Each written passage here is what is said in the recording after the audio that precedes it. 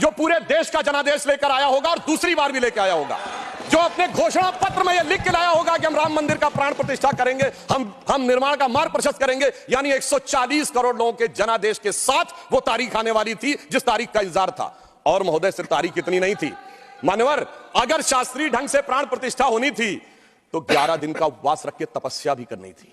तो ऐसा भी प्रधानमंत्री आने वाला था जो संकल्प लेकर 11 दिन की तपस्या करे। और मैं महोदय एक और बात कहना चाहता हूं, 11 दिन नारियल का पानी पी के हम में से कितने लोग तपस्या कर सकते हैं महोदय?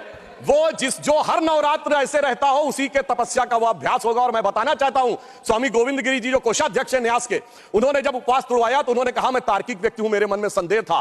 तो जब इनकी माता जी जीवित थी तो मैंने उनसे पूछा था, तो उन्होंने कहा 40 वर्षों से अभ्यास है ये उपवास रखने का, इसलिए 11 दिन शासकीय कार्य रखते हुए भी वो उपवास कर पाए। ऐसे व्यक्ति की प्रतीक्षा थी तारीख को।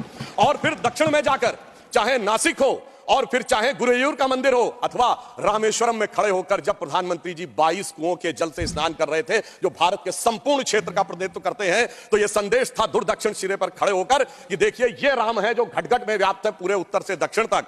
और उस तपस्या से प्रकट होने के बाद उस प्रधानमंत्री की दरकार थी तारीख को, क्योंकि राम का काज कौन कर सकता है?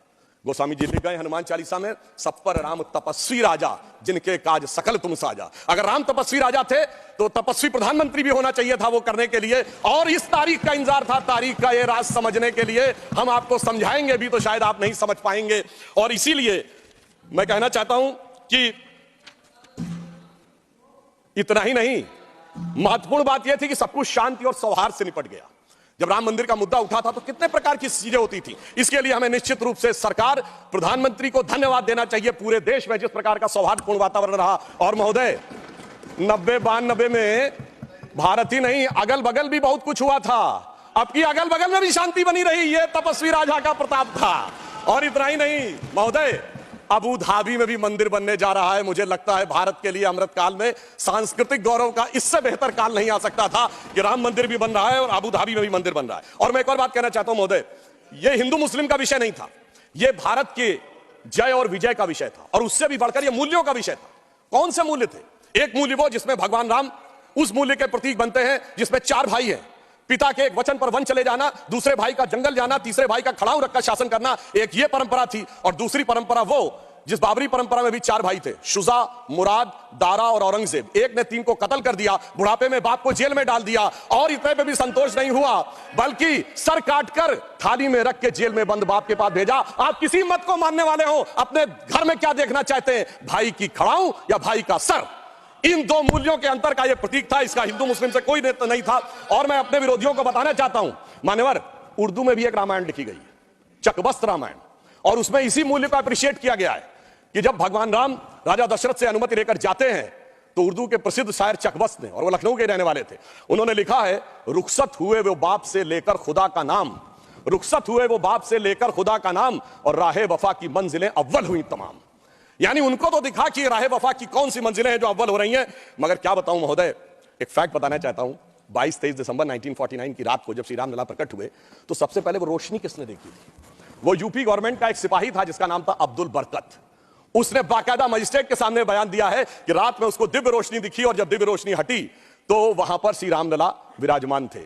अब्दुल बरकत को रोशनी 1949 में दिख गई, मगर कुछ सियासत वालों को रोशनी 2024 में नहीं दिख रही है। और मैं आपको बताना चाहता हूं, बाबरी पक्ष के पैरोकार थे इकबाल अंसारी, और यह उदारता देखिए कि सबको बुलाया गया, विरोध करने वालों को बुलाया गया, ट्रस्ट के द्वारा गोली चलाने वालों को बुलाया गया, और इकबाल अंसारी को ही बुलाया गया।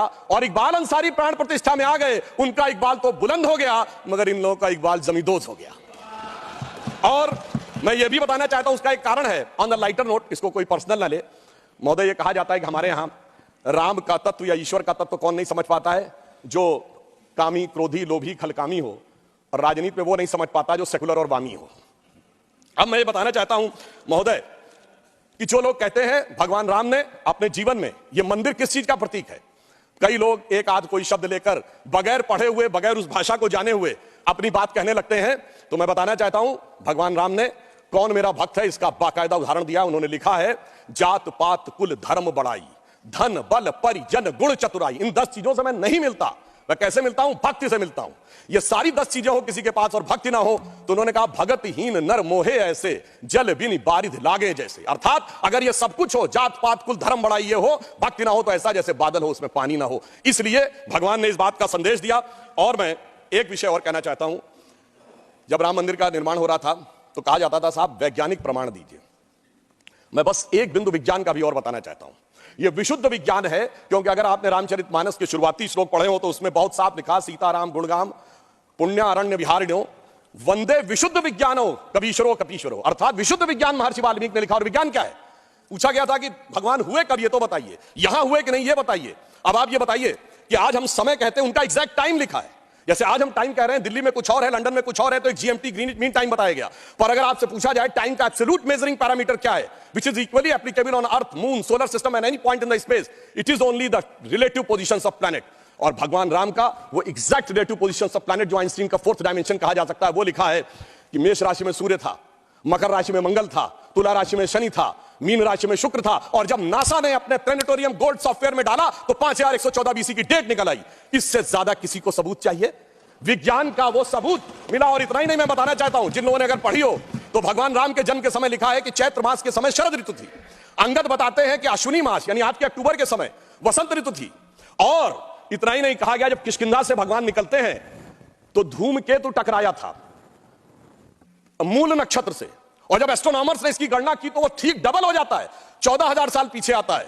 इसका मतलब प्रमाण देखने हैं तो प्रमाण जमीन के नीचे से भी निकले, शाही फरमानों से भी निकले और आसमान से भी निकले। समस्त मर्यादाओं को पूर्ण करते हुए हमारे ये इस विषय के ऊपर आए। और मैं एक बात और कह दूं, कभी कहा जाता था महर्षि वाल्मीकि ने तो रामायण भगवान राम के पैदा होने से पहले लिख दी थी, और कहा जाता है भविष्य में जाके लिख दी। कहा जाता है गप है, बकवास है, कैसे हो सकता है।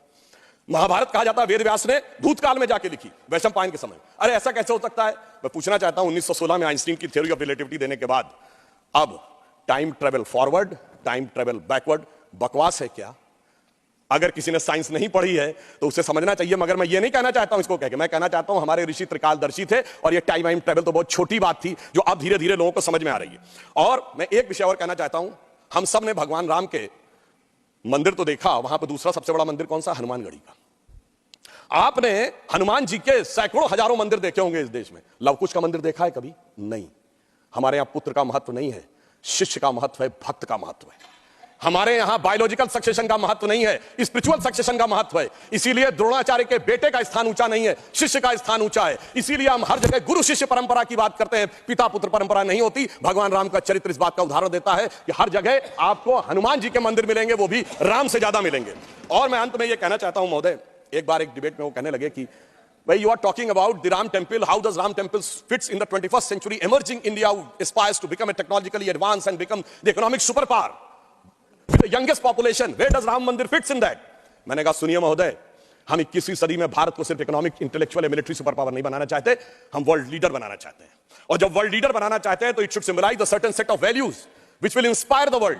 और अगर सारे श्रेष्ठतम मानवीय मूल्यों का प्रतीक कोई एक होगा तो वो भगवान राम का मंदिर होगा, जो विश्व के सबसे श्रेष्ठतम मानवीय मूल्यों का प्रतीक होगा। कैसे? मैं आधुनिक जियोपॉलिटिक्स से बताना चाहता हूं। आज कोई एक देश किसी पर अटैक कर रहा है, रशिया यूक्रेन की लड़ाई चल रही है, चाइना का ताइवान के साथ प्रॉब्लम चल रहा है, इराक और उसका चला। क्या है डिप्लोमेसी में? नंबर 1 एनेक्सेशन, दूसरे देश को मिला लो। दूसरा है सब्जुगेशन, वहां अपना डिप्यूटी अपॉइंट कर दो। और तीसरा है डोमिनेशन, उसके साथ संधि साइन कर लो। भगवान राम ने क्या लंका को जीतने के बाद एनेक्सेशन किया? नहीं। क्या वहां पर कोई अपना डिप्यूटी बैठाया यानी सब्जुगेशन किया? नहीं। कोई ट्रीटी साइन कराई, डोमिनेशन किया? नहीं। तो मैं कह सकता हूं आज के जियोपॉलिटिक्स वर्ल्ड में जब क्लैश ऑफ सिविलाइजेशन कहा जाता है तो उसका प्रतीक वो राम मंदिर दिखेगा, जो पूरी दुनिया को बताएगा कि पीसफुल कोएग्जिस्टेंस कैसे हो सकता है बगैर एक दूसरे से लड़े हुए। इसलिए मैं कह सकता हूं 21वीं सदी का महान भारत बगैर राम मंदिर के संभव ही नहीं है। और अंत में मैं सिर्फ यह कहना चाहता हूं, एक नया इतिहास बना है और यह हमारी सरकार और माननीय प्रधानमंत्री जी की उस दृढ़ इच्छा शक्ति का प्रतीक है जिसके लिए कहा जाता था अरे 370 कभी हटेगी नहीं, राम मंदिर कभी बनी नहीं सकता। मगर ये वो लोग कहते हैं जो फूलों के हार पहनते हैं। हमारे प्रधानमंत्री जी अंगारों के हार पहनते हैं, और जो अंगारों के हार पहनते हैं वो इतिहास को बदलने में निश्चित रूप से सफल होते हैं।